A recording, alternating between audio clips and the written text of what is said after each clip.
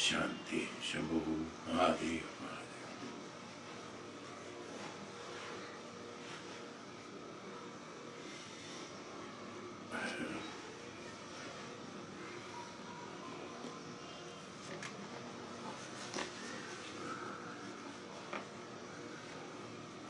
Bhagavan further says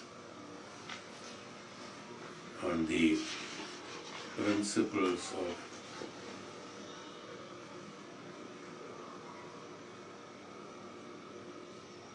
Sharira Tattva to make the disciples, to make the interested, eligible Jivatmas to understand and follow the principles so that they can attain the Kaivalya and also lead the present life provided to each one of them in the righteous manner.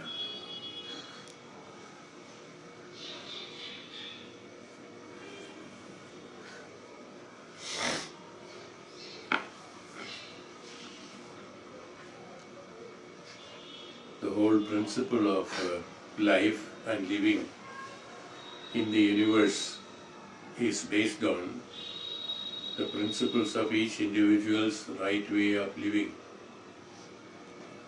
which makes one disciplined as well as happy and harmonious.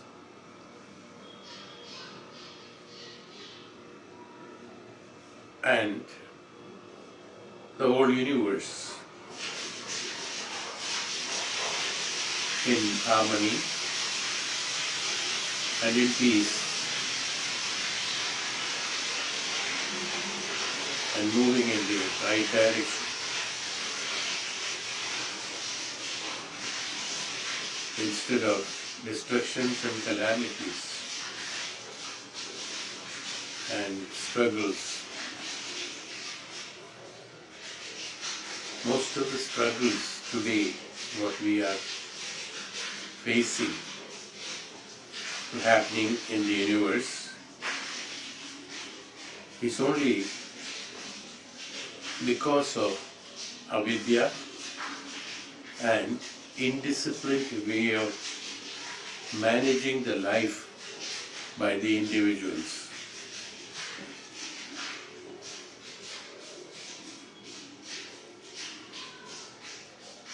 That is how and why we find it difficult to control these calamities and the struggles and the anarchy of those are happenings to our own lives as well as the universe.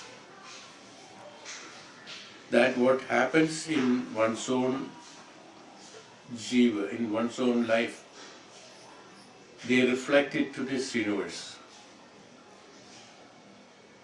And invariably, there will be a turbulence in the Prakriti Niyama, even though it doesn't make any difference to the Prakriti, it doesn't make any difference to the Atma, the Paramatma, the Brahman, but it makes difference to the Jivatmas who depends on the experiences, as we said in the previous class, who experiences, who has got this Sthula Sukshma Karana Sharira and things.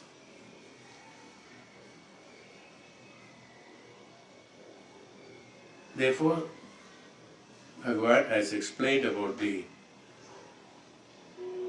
various facts of the construction as well as the purpose of different shariras, Sthula, Sukshma, Karana Sharira. Once we know the purpose as well as the methodology of creation of this Sharira and the Mana, then we will be in a position to understand that they are all formations from the Prakriti and has been provided in order to execute and exhaust our own karmas. Our life is meant for creating the harmony with the Prakriti. What do we understand about living harmoniously? Everybody is talking about living harmoniously. What does this harmoniously mean?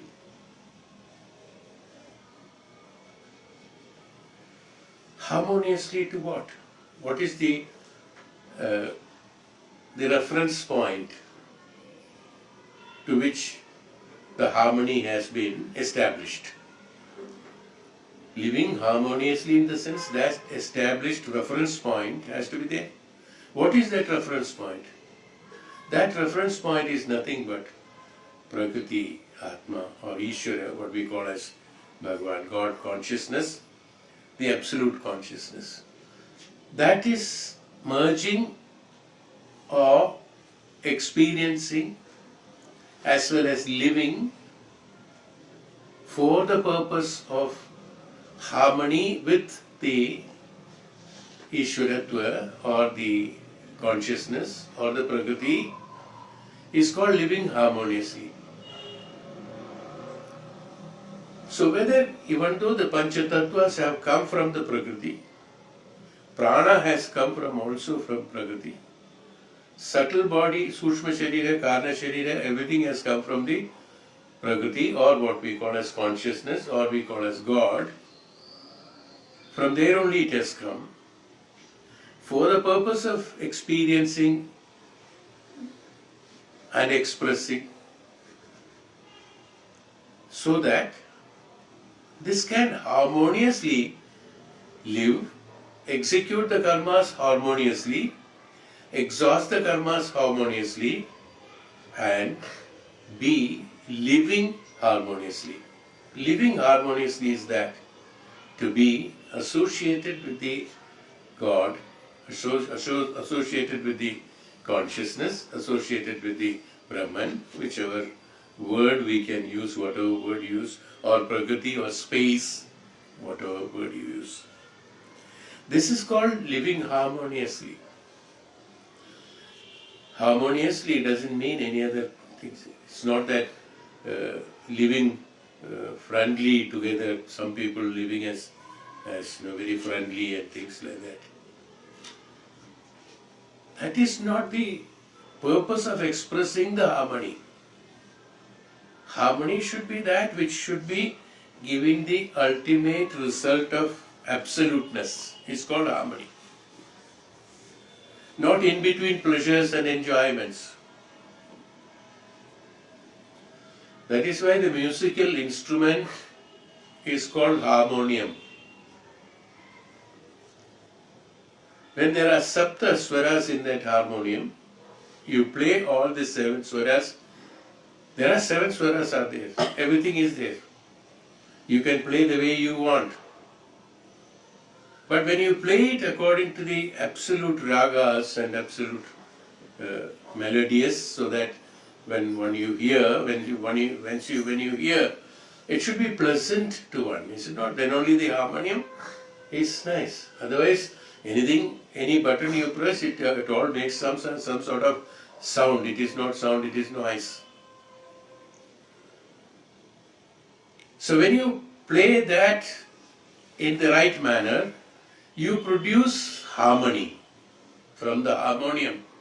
Similarly, all the sapta swaras, all the instruments and all the tools and tackles and all the principles have been provided to you. You should only play it harmonious to that reference point where we will merge with that Ishvara, merge with that consciousness, merge with that Supreme. Like in a harmony also, in a harmonium also, the theory has been provided, music notes have been provided, ragas, which way it has to be played. Then a training is given how to play that. Then after that training you play it in the right way because you have an intention to play it in the right way.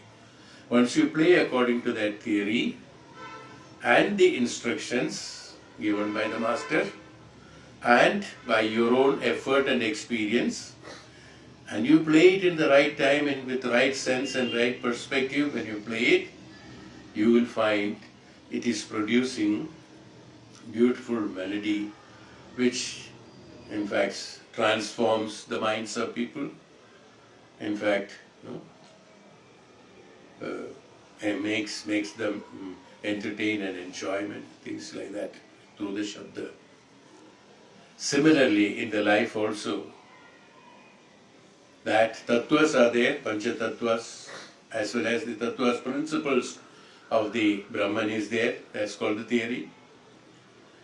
And the master is there, whoever explains that in the right manner for the people, this is what it means, and this is how it should be played, and it should be organized, and it should be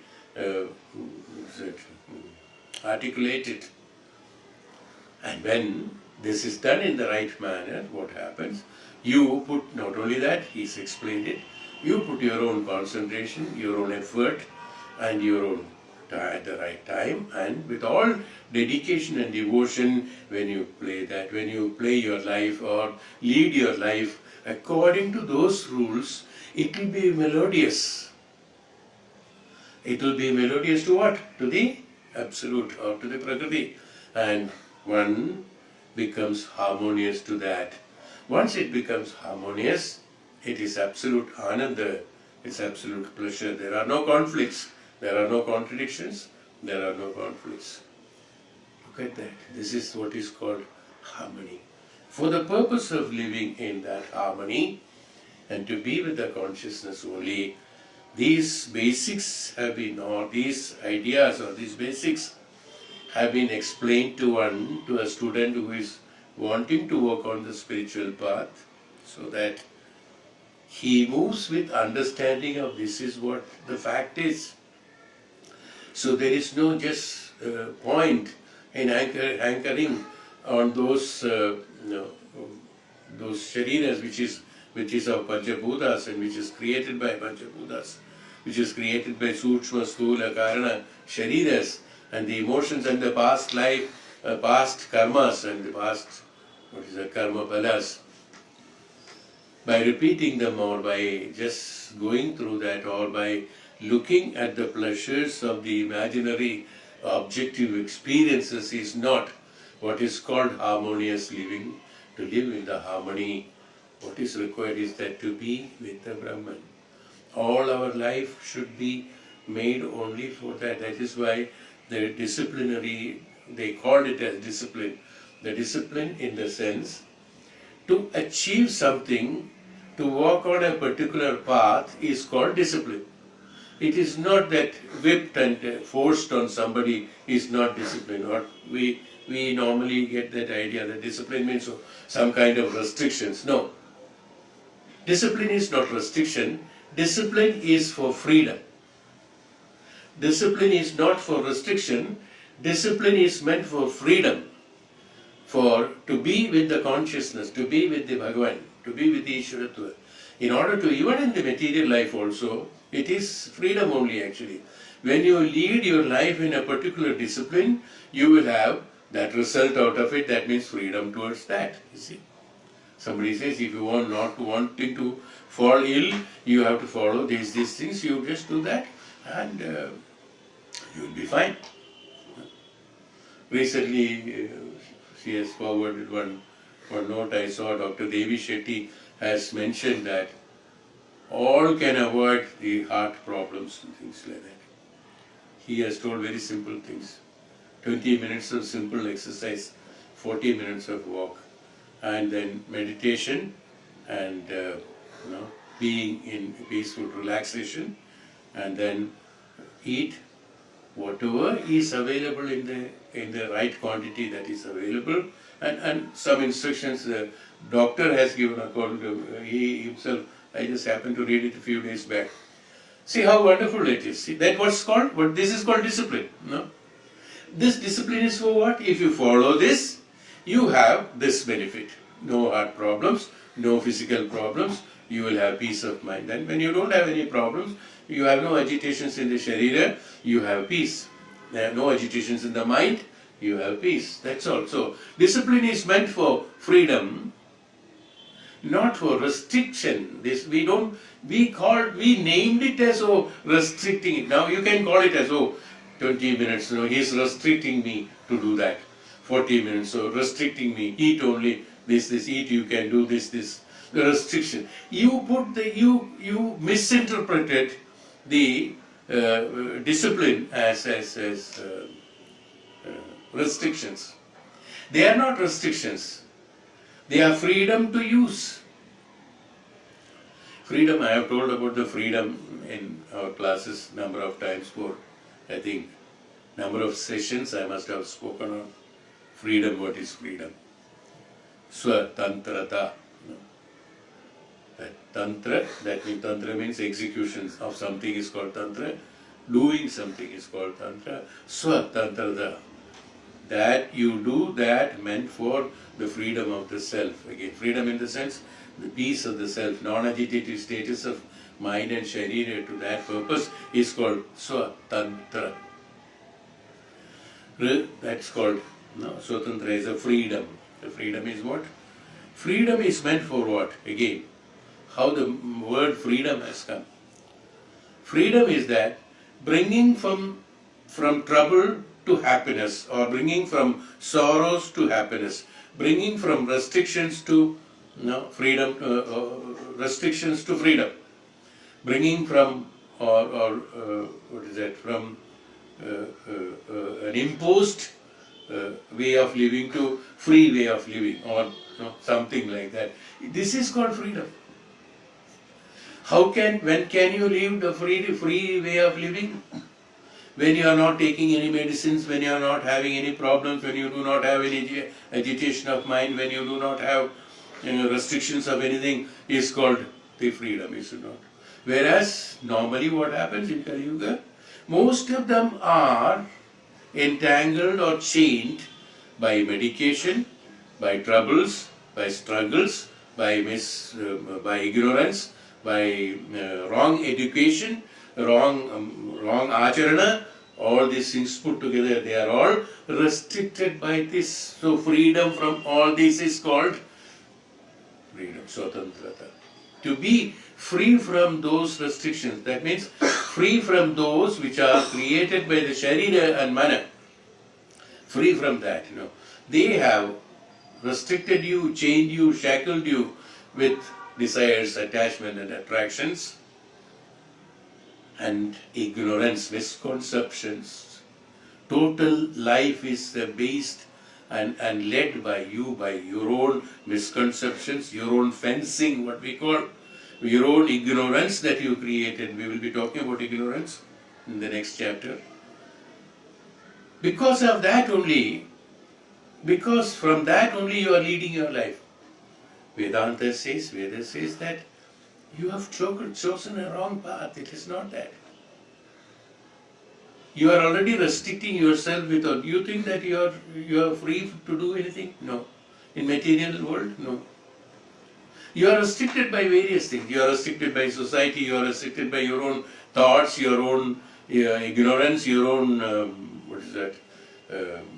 knowledge, your own acharana, your own medication, your own sharira, your own. You are living in the midst of restrictions only. Whereas others are telling, live with freedom. Live with freedom. Swa-Tantrata. All the tantras, that means any executions or any doing, should be for the swa. That means towards the self. That is realization of the self. That's called Swa-Tantra. All the execution should be towards the for the purpose of the Swaha, not for others. This is called Swatantrata, not something else.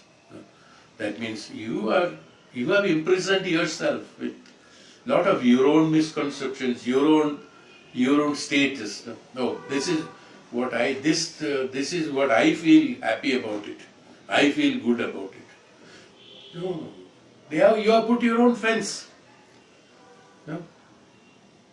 Vedanta says, break the fence, break the shackles. However costly the shackle may be, you break it. Be free. The Swa-Tantra, where in discipline, that's called discipline. Discipline is meant for the freedom. Discipline is meant for living in the right way. Discipline is meant for that. Discipline is not that it is restrictions. No. Discipline is meant for freedom. That's what exactly the doctor also has told, that live this way, you will be free to live. What is that? If you follow the principles, you will be free to live. But if you do not follow the limb, you are entangled with all the problems and solutions, and then making it all right. The whole life is meant only for how to make this all right, how to make that all right. You don't have to think about making things all right. Things will become all right when you do it all right. When you do all right, that happens, that whatever is there, all right will happen. Simple. This is all right. Do all right, you have all right. If you don't do all right, you don't have all right. What is that right? Learn the right. If you call that right as restriction, if you call that restriction as bandhana, then forget about it. All will not be right then. Only your thought will be right, your satisfaction will be right, but it will not be right. That's what you are supposed to live. Lead your life free with freedom. Lead your life with everything perfect, everything nice. What is perfect and nice? Perfect and nice is that which everything has got its own matra, its own measure. When everything is in its own measure, then what do they say? You know what happens? Everything is all right. You have freedom to live right.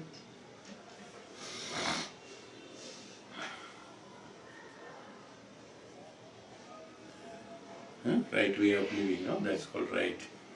What is right, we said? Right is that when everything is in proportion, according to that, added, then only it is there. That's called austerity. That is why what we are going to talk today is that based on the prana we are talking about. The prana is based on that. Is that the right way of living? The right, how can you, when we say all right, what is right? How can it be right? What is right? The right is that everything should be austerity, measures have to be taken. Everything should be in its own matra, in its own proportion. Then it is okay. Then only it will be right. Unproportionate, depending upon your choice, if you add things like that, it won't be tasty. Even if you make a cup of tea, how much water should be there, the proportion should be there, depending upon the quantity of water, the quantity of the tea leaf, quantity of milk if you are adding, and if your quantity of sugar should be in its own proportion, then only it will be tasty. Not that according to your own pleasure or your own happiness you add too much of sugar, it will be sweet, but it is not tea. Too much of tea, it will be tea, but it will be something else, it will be bitter.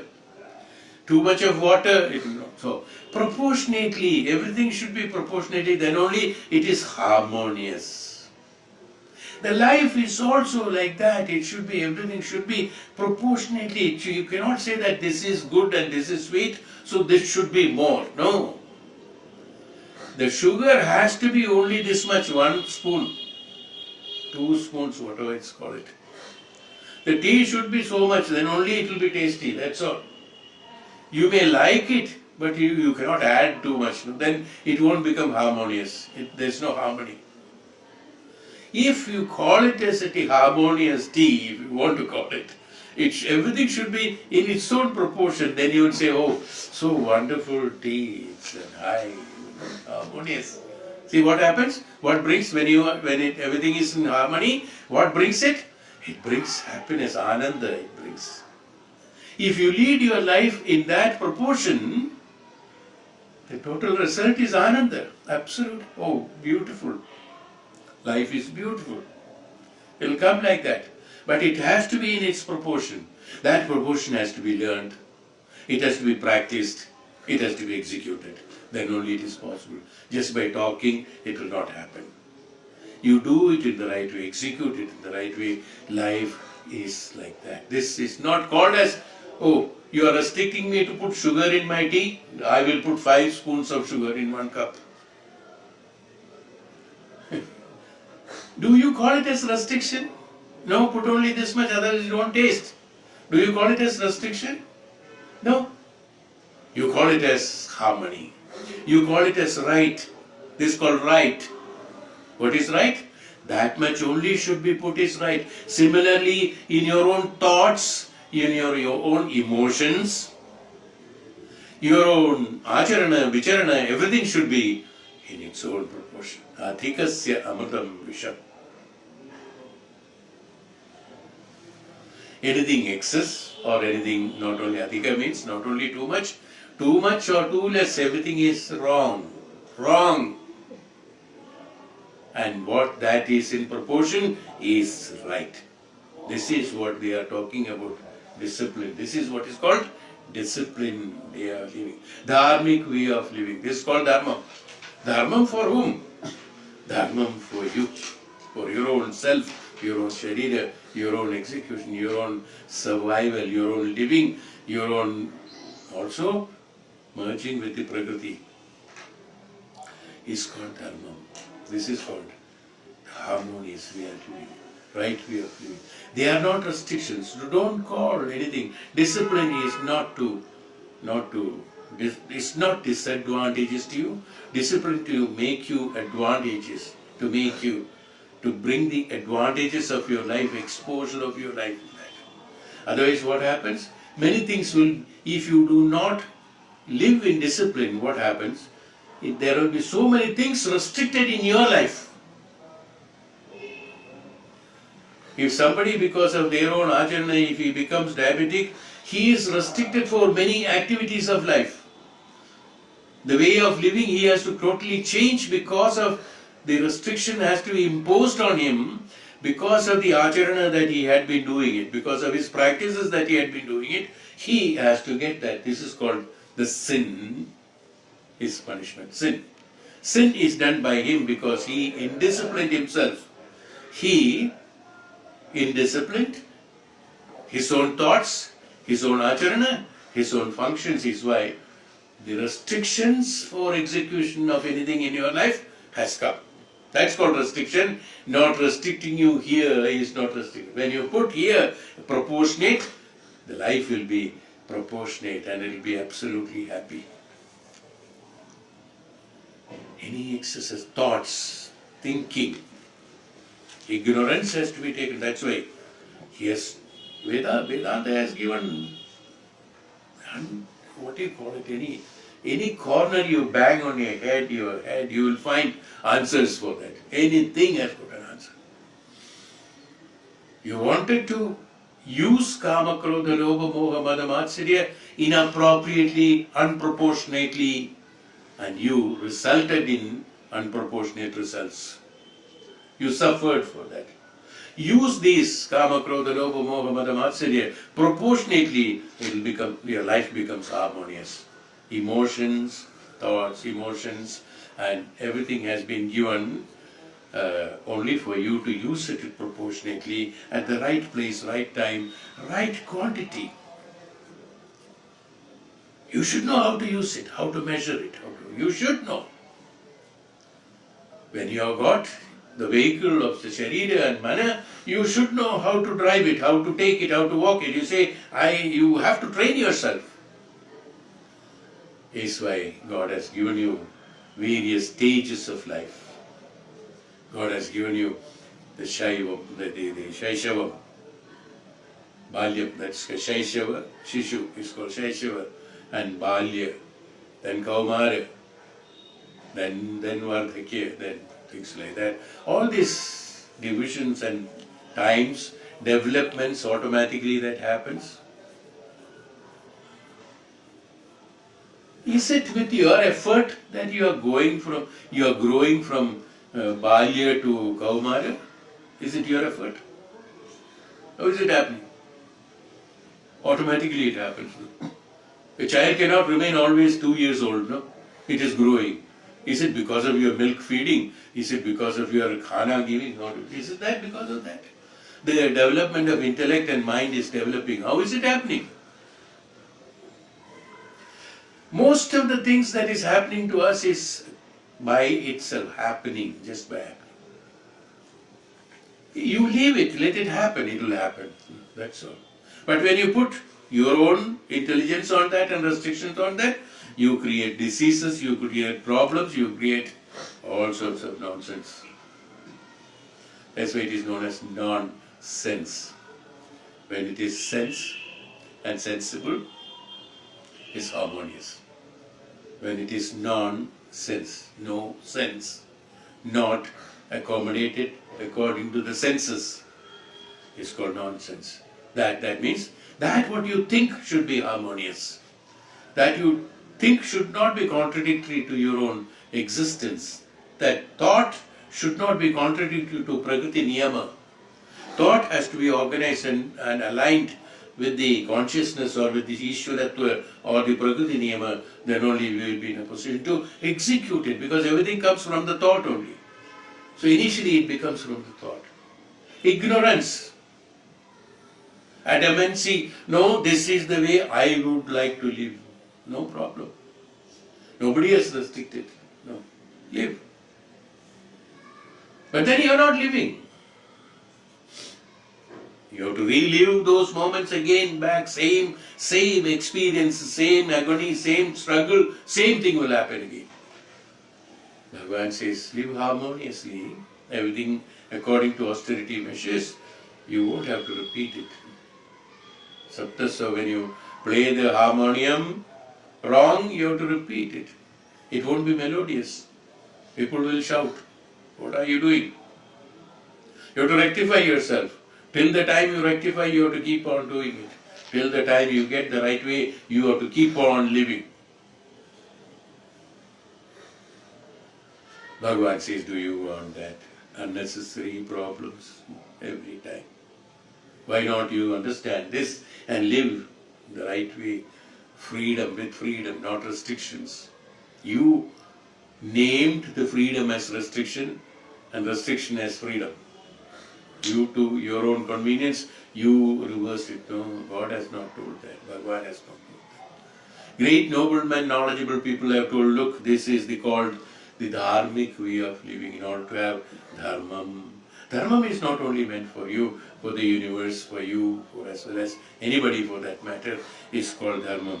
Living in that way, you will be absolutely happy and become one with the universe, one with the Prakriti, one with the space, one with the Lord, one with the consciousness, one with the Brahman. It's called Brahma Sakshatkaram. When you live in the dharmic way of living, you will have Brahma Sakshatkaram. And then Layam in the Brahman. Otherwise, Layam doesn't take place. You keep your identity separate. You will be always separate identity. You will never have Layam. When you lose, the day you lose your identity, you have Layam with the true absolute. When you want to remain yourself out, you can remain out, but you will always be out. That's all. You will never be a part of that Brahman.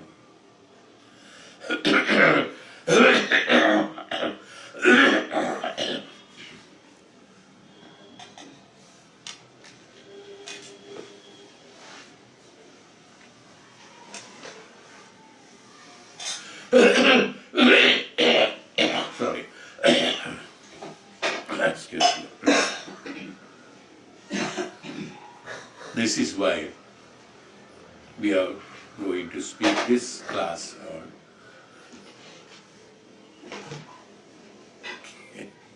the pancha pranas is the next one. Earlier was sthula sharira from the Pancha-bhutas.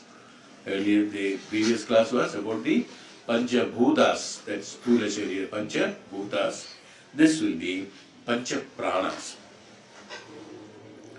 This is not very unfamiliar to you all because we have all spoken about this pancha pranas in our Reiki classes as well as in our Upanishad classes plenty of times, but still something new might come. Let us see. Pancha prana mano buddhir dashendriya samanvitam apanchikrita bhudotham suchmangam bhoga sadhanam.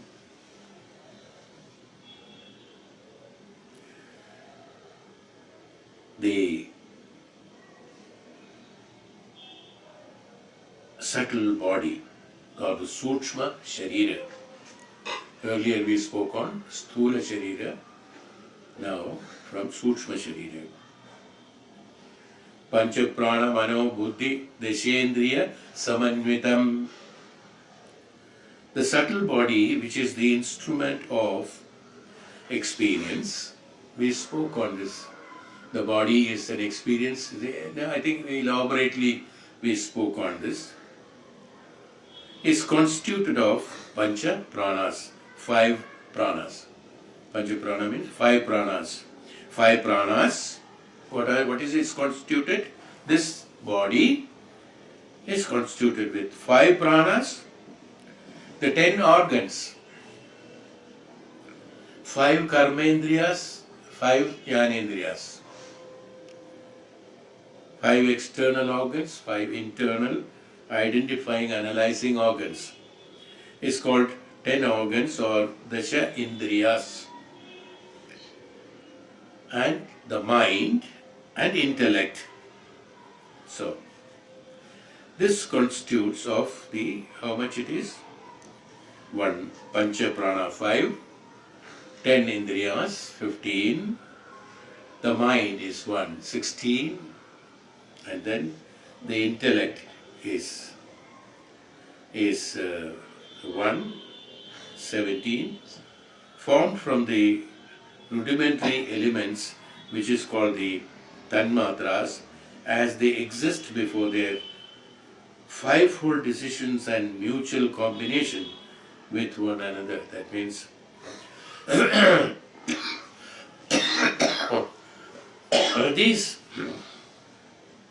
these are constituted before the pancha tattvas, the 5 tattvas, before the panchikaranam has taken place. Before that, whatever is status is this. Pancha pranas, deshendriyas, mana and intellect formed from the rudimentary actions. This is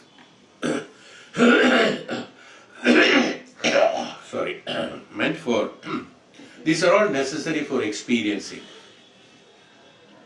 For the Sharira. Sharira alone, Pancha-bhutas alone will not do anything. It is not possible. They have to be associated with all these things. Then only it is possible.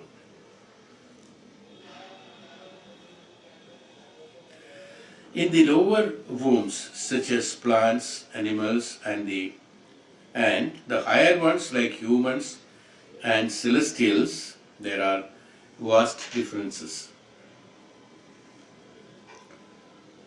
Even though everything has got prana,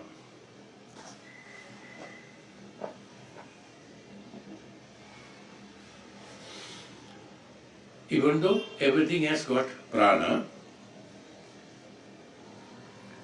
in the lower wombs, what is called the lower womb here is that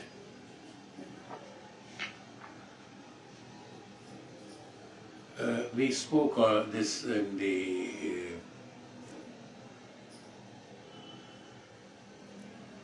I think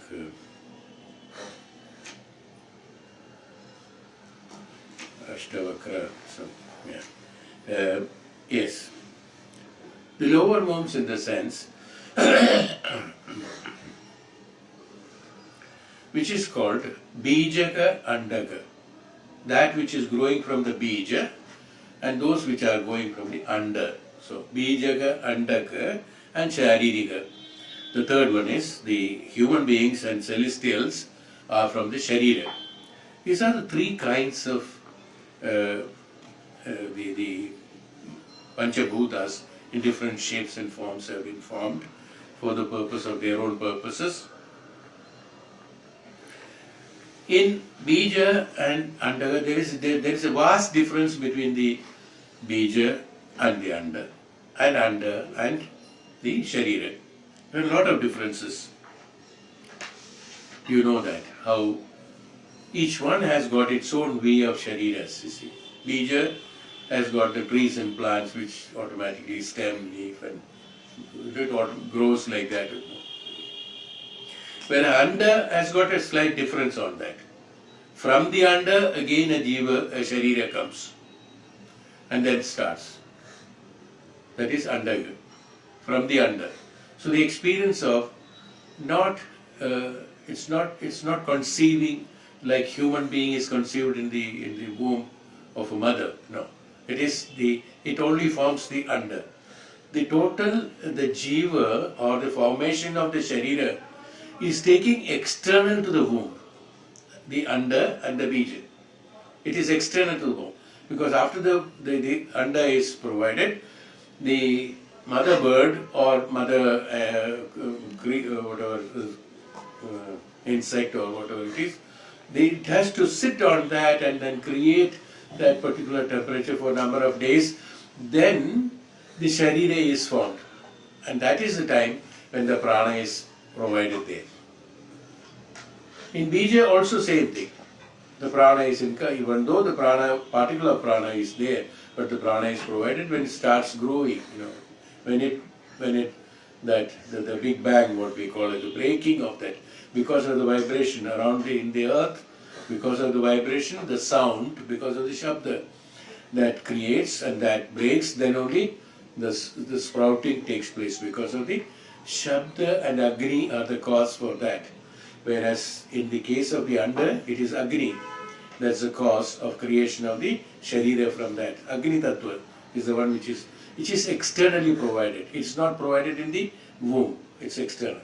Whereas the human being as well as the celestials, they are provided. The Sharira, formation of the Sharira itself is taken place inside the womb only. Everything happens, not external to anything. So there are these differences. There are so many other differences are there which we are not discussing. That's not a part of our discussion. So there are so many other differences. They have no mind, they have no intellect, they have no power of thinking and all that. Even though they have everything, but they are all in a very subtle manner. They are not. Trees have got mind, yes. Trees have got feeling. Trees can understand. Everything is there. We know that. No? You put on the music, the tree and plant grows better. They give better fruits and trees. Things like that. They are all based on these vibrations are created. So even though they have it, but they are it is not as elaborate and in the vast manner or the extensive manner as it has been provided to human being and celestials. So these differences are there, but behind all these wonderful differences, to any discriminative intellect capable of seeing things in their correct and true perspective, there is one pulsating force that plays the song of life through all these various equipments. Even though any kind of differences in that is anything that is born has got he called it as pulsating force, prana. There has to be prana, pulsating force. Prana is not energy. Prana is not heat. Prana is not something. Prana is Chaitanyam. Classification is difficult. What is in Chaitanya? Chaitanya means everything. A driving force, we call it. What is that driving force? That makes you do things, that's what. Now if you want me to, if somebody wants to analyze, what is that driving force? We all talk about driving force now. हम लोग बच्चों को भी बोलते हैं, or even big people we are telling. The driving force is not there in you. You should have that initiative. You should have that driving force in you. And for other people also, when you are working, difficulty in the office, and should have that driving force. You should have that killing instinct in you. Also they have told. What is that killing instinct? Driving force. Killing instinct in you is, have anybody understood the meaning of it? No. Everybody has used it. I have also used it. What is killing instinct?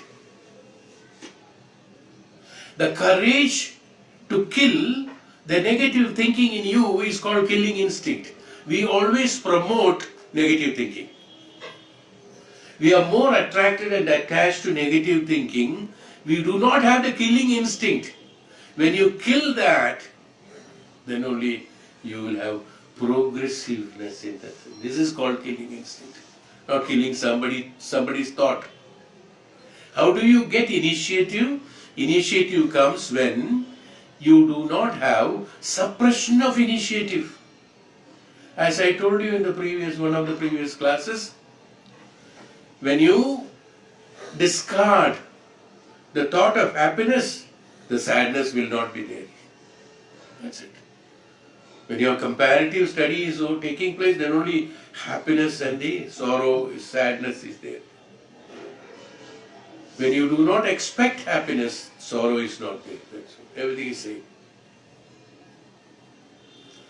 Our expectation of happiness, not happening, actually happening happiness. Our expectation of happiness is creating sadness and sorrows. Actual happiness, when it happens, that's all. It doesn't create any sorrows. Expectation of happiness is creating sorrow. Expecting that it should happen, it has not happened, so sorrow. But actually, when you are enjoying the happiness, sorrow is not there. But then something else is there. In the total happiness, as I told you, you don't progress because you don't think. You just enjoy. Anubhava of that. Whereas, when you do not expect that happiness, the sorrow is not there. Similarly, could I be talking here?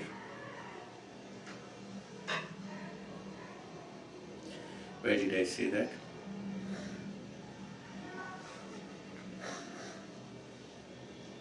Killing instinct. I missed the link when I spoke. Killing instinct. Negative. You must remember, no? Okay, I too don't remember. Okay, something was there which initiated me to tell you the example of, bringing the example of that. So, when you, I don't know. Killing instinct when you create to kill the negative thoughts. That's right, the killing instinct. Or when you do not have that killing of instinct, when you destroy the negativity in you, then only you can have the initiative to that.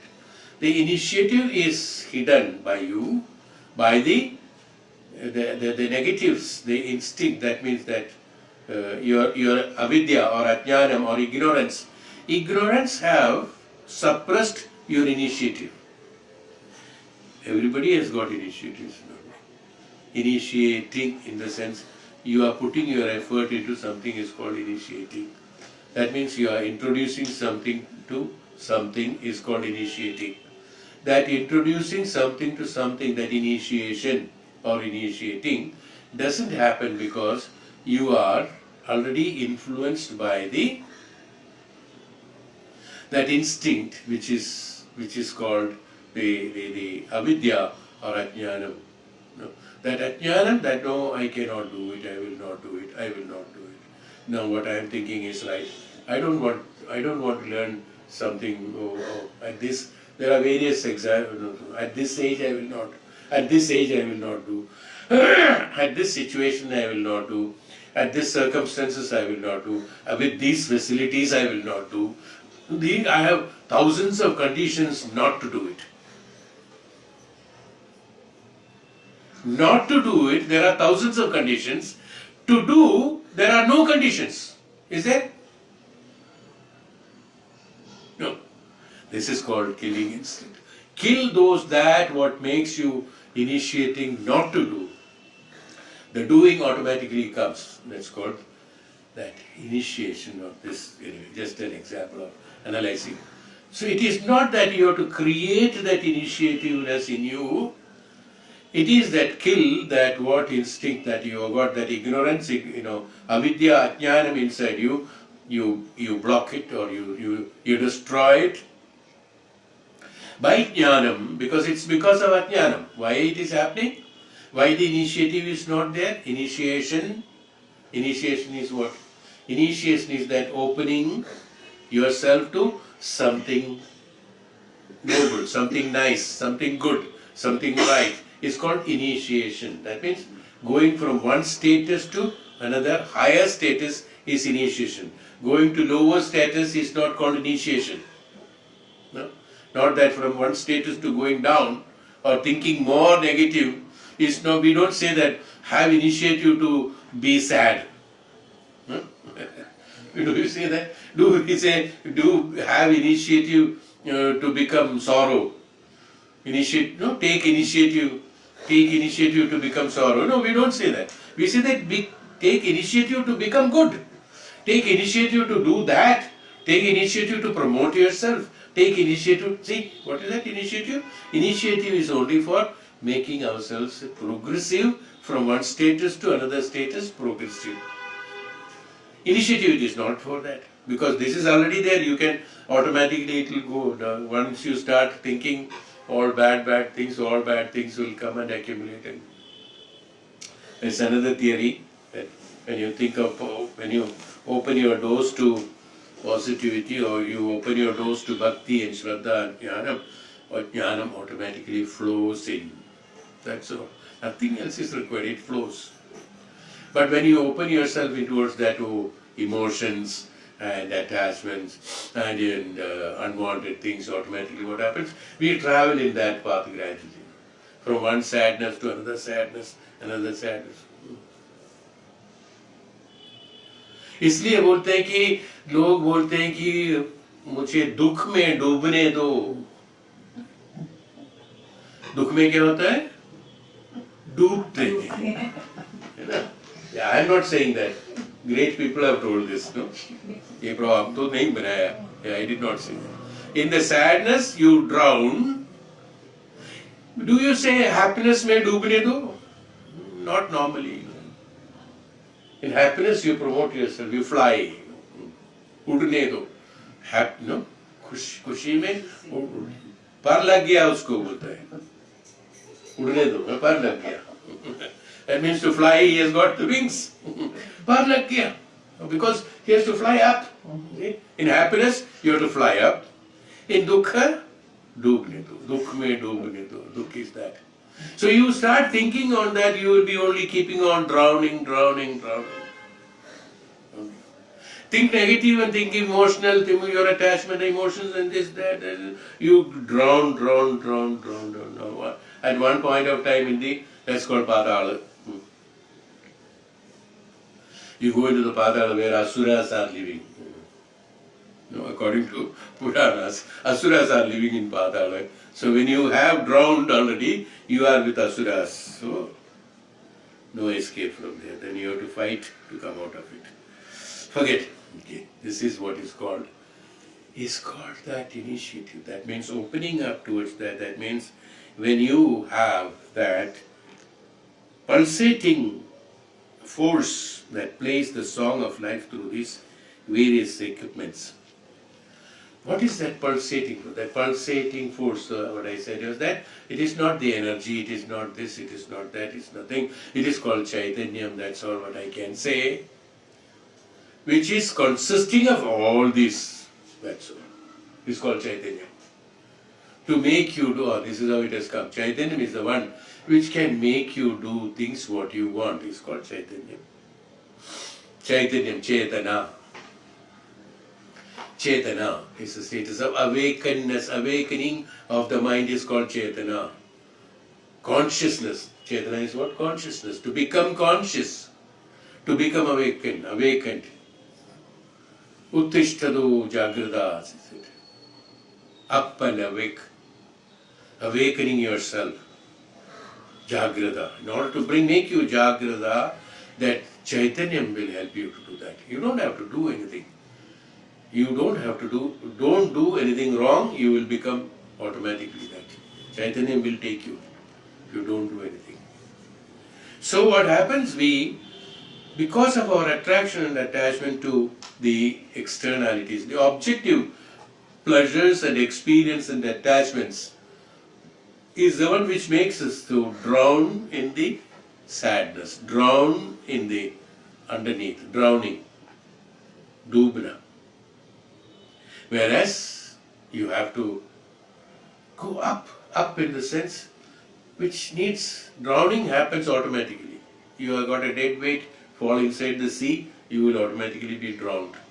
Whereas to fly up, you have to flutter your wings so that you can go up. That fluttering of wings is called walking in the path of spirituality with the right way of living, the dharmic way of living, discipline and all those things. That is what is called the flying up. So that you can reach the ninth cloud. I don't know whether there is a cloud called ninth or not, but everybody said, I also said. I have not seen that. I have only seen clouds, sometimes dark, sometimes grey. And in here where we are living in this place, I can't see any cloud. All have vanished in smoke. There is a pulsating force that plays the song of life through all these various equipments. If there be such a oneness, now there is a question for us, Swamiji has put himself here. If there be such a oneness of existence, that means, now what is this oneness of existence? That means he said about Bijaga, Andaga, Sharira, consciousness and walking on spiritual path, execution of karma. In all these things, what is that pulsating force? The Chaitanyam is the pulsating force. If that pulsating force is there in everything and everywhere, as our normal, our question also is that. No? We always ask this question. If Brahman is in everything, why all this nonsense are happening in the world? Same thing Swamiji is for us. He is putting up this thing. If there be such oneness in the existence everywhere, why is there a series of different experiences with myself? Why then again the various grades of life outside? Is a general question we all ask. Vedanta has not only theoretically dealt with this question, but a very practical approach has been made to this problem. A very convincing answer indeed is given to this deep doubt. Vedanta explains everything, how to come out of this confusion, that why there is, even though the prana is there, why, even though the Chaitanya is there in everything, why there are differences. In this verse, so this Vedanta, when we are completing the Vedanta, gradually this difference, this you can keep in mind. The answer is not given in one sentence or one paragraph. The whole thing is an answer for that. Why these differences are there. We will be coming across various points from where we can understand that why, even though the Chaitanya is there in him, in her, in that, in this, in that, in everything that Chaitanya is there, why there are differences. We know that already. we base some of the things we know already because of our karmas and karma balas, because of our causal body. That is the reason why it's happening. And how we create it, it's because of the Panchabhuta. It is because of our thoughts and emotions and the kama, krodha, lobha, misuse of kama, krodha, lobha, moha, mada, matsarya, and misuse of emotions and indriyas in order to get attract to objective world and then try to experience the subject through the objective world and object is the reason why it is happening. As I said that, when you close your eyes, there is nothing called an object. Everything is subject. When you close your eyes, nothing is far. We will be talking about time. Nothing is far, nothing is close, nothing is ahead, nothing is behind. Everything is static, you see. So, it is what the seeing makes lot of difference. What is the seeing? We will be talking about it. That's why, so each and every point we will be talking in different ways so we can understand why this difference is happening. We are seeing, even though we are all seeing the objects, we are all seeing the same object indifferently. We have spoken on this quite a number of times, and also we have experienced certain experiments I have expressed in our classes, and then we did it also, and we found that how true it is, how immediately, how we are recognizing things, what we are seeing, what we recognize things based on our own emotions, our own thoughts, our own negativity, our own positivity, our own status of understanding and education is how we are looking at things or we are seeing things. We say, look at things positively. That means you are seeing negatively. We say, why don't you look at it in the right sense? These are all common conversation. Why don't you see things in the right way? Why don't you look at it in the right sense? Why don't you think? Why don't you see it in the right way? Why don't you see it in the right sense? That means we have got varied ways of seeing.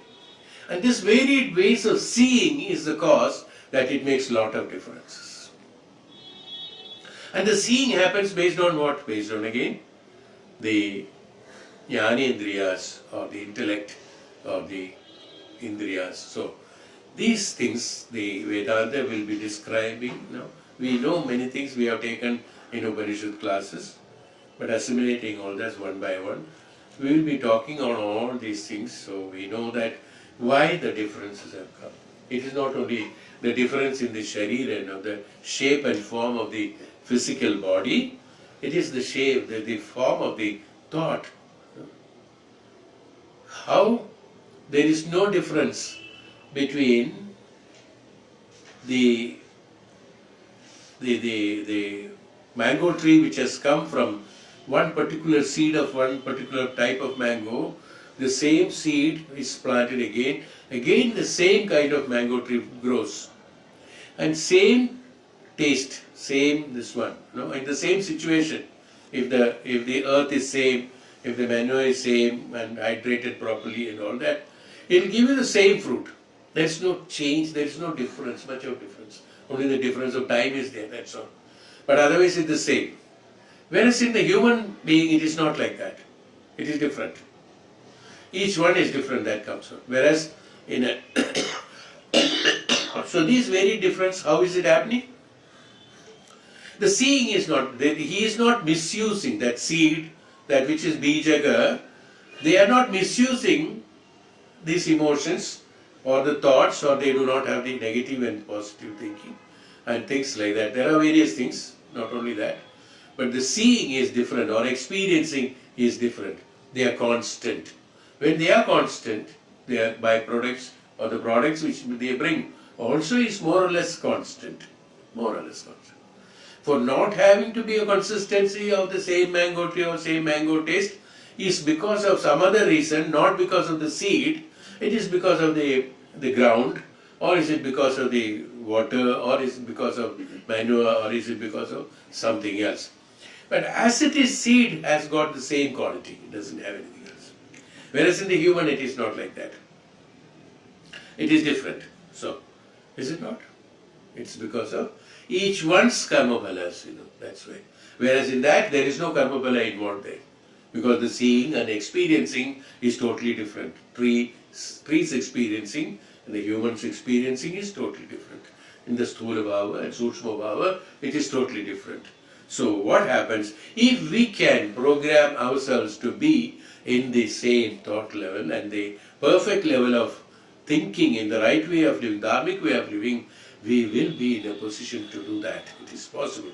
But again, here in us, in human beings, because it is being again a different function of the human being, karma phalas are very much involved in that. One has to their shape and form according to that. We described about it in the last class also. Depending upon that only we program our physical, even the shape of the body and everything has been designed by us according to our karmas. So this according to that. Even in Garuda Purana also it explains about that how we program our next Janma based on that, and then how we form and shape, we do it and then come.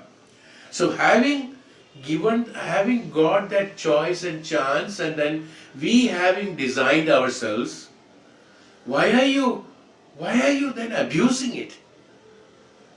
You have designed your own. You are complaining about it.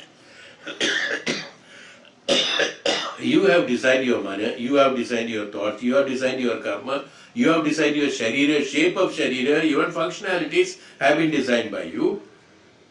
Only thing after deciding that, you did not follow the disciplinary function of that. That's the reason why you are abusing it. Had you followed, even though you have decided, had you followed the disciplinary function of that, that means the dharmic way of living according to the upadesha that has been given, or according to the karmic, what is that?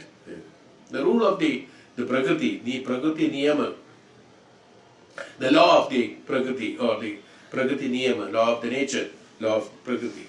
If you did not follow that, that's why you are abusing it. Had you followed that, you would escape from this. Now, from one form and shape to you are forming another form and shape, another form and shape, another form and shape. Bhagavan says here, why do you want to go? Punarapi jananam, punarapi maranam. Why do you want to do that? So, here why did I say that? It's because the Vedanta explains why these differences are happening. First of all, the differences between the Andaga, Bijaga and the Sharira. And in Sharira itself, why so many differences? Many of these Sharira differences, as I told you, Karma Phalas and the Panchabhutas and things like that, we have explained. Further explanations will come. So, there are various differences like that. But you must understand that if we can give dharmic way of living, and one can do it. There was a time, Krita Yuga and Treta Yuga, even though people were all different, there are so many people who were there, it's not that. Their living and their way of thinking, their way of acharana, their vicharana, everything was perfect, and most of them have absolute peaceful living there. Contradictions have started coming only when the ahankara has inculcated in the sharira. How the ahankara comes, that also will be talking about it.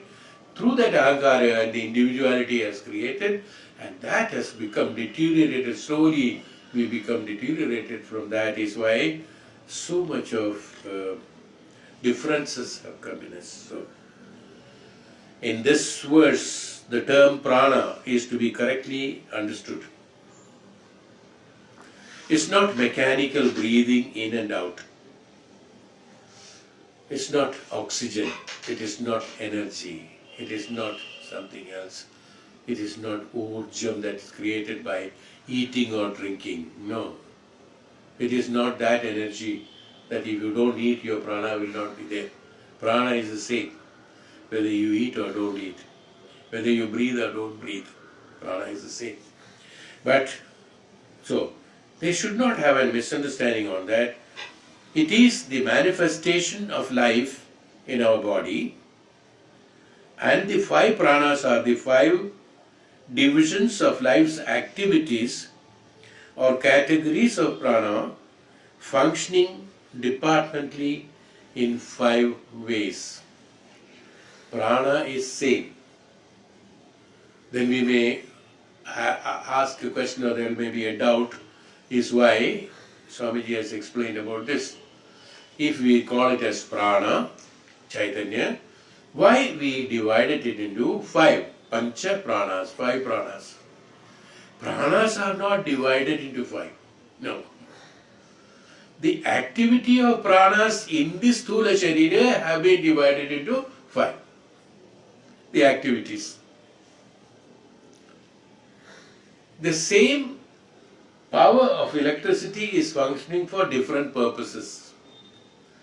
The power is same. 240 volts is meant for lighting the bulb as well as running your refrigerator, running your air conditioner, television.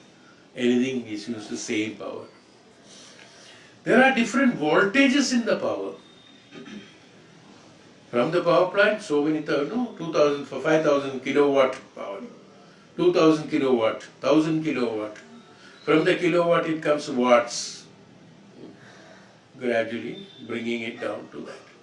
Different force of power is there, because for different equipments in our to function with the power, we need different force. The same power that you are glowing the light is also the power that is running a big factory. No? Both are same power plant, only it comes. The divisions have been given. The divisions are transforming it, transformers. Stepping down through the transformers like that. The power has been reduced, or things like that. So many kilowatts of power has come.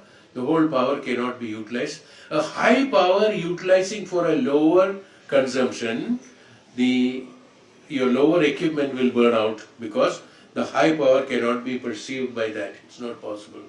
So for the high power has to be utilized for a bigger unit of motor, which is necessary for functioning for various activities at a time. Whereas for individual small units, they need only that much of strength so that they don't spoil the equipment as well as serve the purpose. Utility of the power is meant for serving the purpose, not for keeping the equipment. Not throwing, not that. Serving the purpose. Serving the purpose means the equipment should function properly. Then only it will serve the purpose. So somewhere you have to need a higher power force, and somewhere a lower power. Similarly, the prana has been divided into 5 divisions depending upon requirement of the areas and the functions that particular area organs are supposed to conduct or execute. So based on that, this division of powers have been done. Not that power has been divided, the utility of the power has been divided. Utilities are different. So we called it as, so we cannot describe the utilities. So we said that the prana which is situated at such and such place is called such and such. And prana situated at such and such place is called something else. Apana, samana, vyana, prana, udana. Pancha pranas have been named.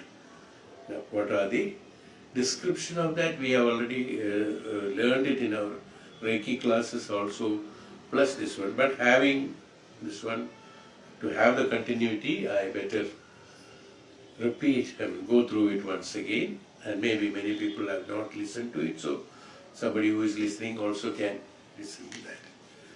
So division of the pranas will take in the next class. We'll start today, okay? Division of the pranas. So we have finished our 23rd session. Next will be 24th. Om Shanti Shambho Bh.Aadi.